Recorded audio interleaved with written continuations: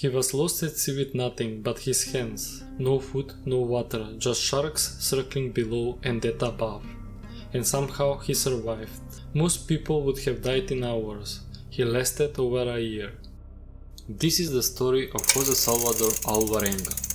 On November 17, 2012, 35-year-old Salvador Alvarenga, an experienced fisherman, set out from the shores of Costa Azul, Mexico.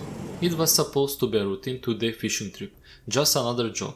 But what followed became one of the most insane survival stories ever recorded. Alvarenga was supposed to go out with his usual partner Ray, but at last minute Ray had to check in with a judge, a probation team, so Salvador found a replacement. Ezequiel Cordova, a shy 22-year-old rookie who had never been more than a few miles from the coast. Salvador didn't know him well, and storm was coming. It was now or never. So Salvador and Cordova loaded their boat with supplies. 700 hooks, 70 gallons of fuel, bait, ice and just enough food for 30 hours. The plan was simple. Go out, drop the lines, haul in a big catch, come home and party. At 10 AM they pushed off. As their boat got through the surf, no one could have guessed they wouldn't be seen again for 438 days. On November 18, they were ambushed by a massive storm. Torrential rain, gale force winds and crashing waves dumped hundreds of gallons of seawater into the boat.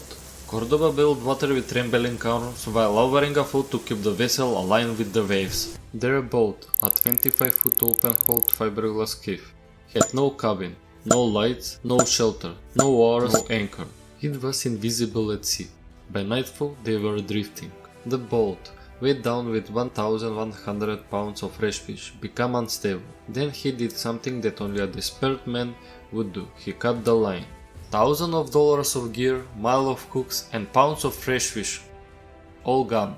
But if he didn't cut the line, the drag would flip the boat, and if that happened, they were dead. The water turned red, drawing sharks.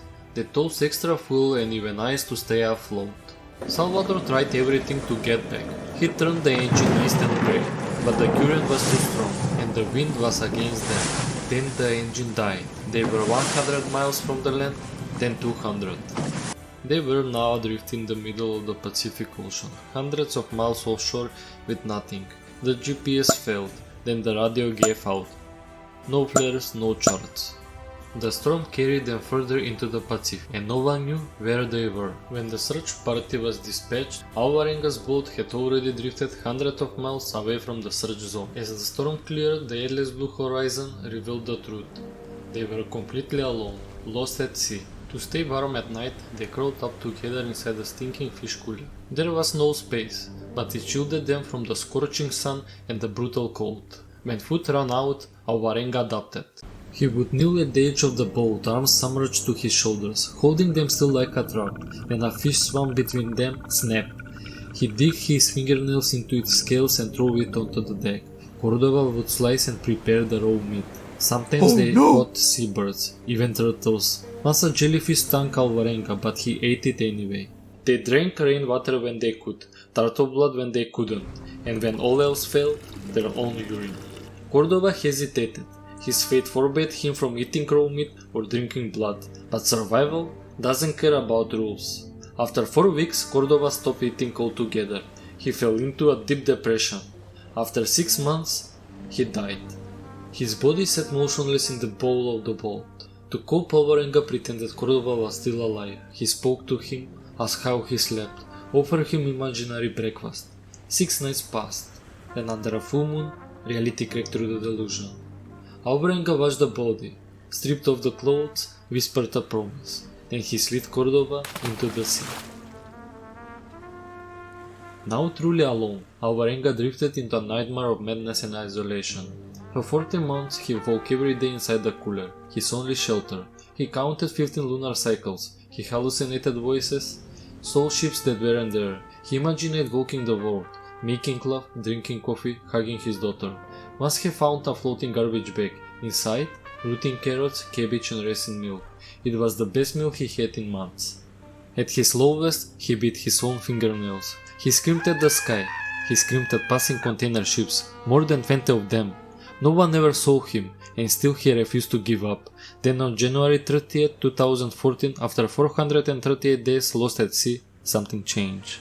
Coconut husks floated by the boat. Seabirds circled. Then, an island. Ibon Atoll. 10 yards from the shore he jumped into the water and swam like a turtle. A wave picked him up and hurled him onto the beach. Face down in the sand, he cried. Locals thought he was a ghost. His identity was confirmed. The boat's number matched the missing report from 14 months earlier. Back home, Salvador was finally with his daughter again. They sat in silence, holding hands. The trauma ran deep. He slept with the lights on. He feared the sight of water. His journey was no miracle. It was sheer willpower. I suffered hunger, thirst, and extremely loneliness. And I didn't take my life. You only get one chance to live, so appreciate it, Alvarenga said.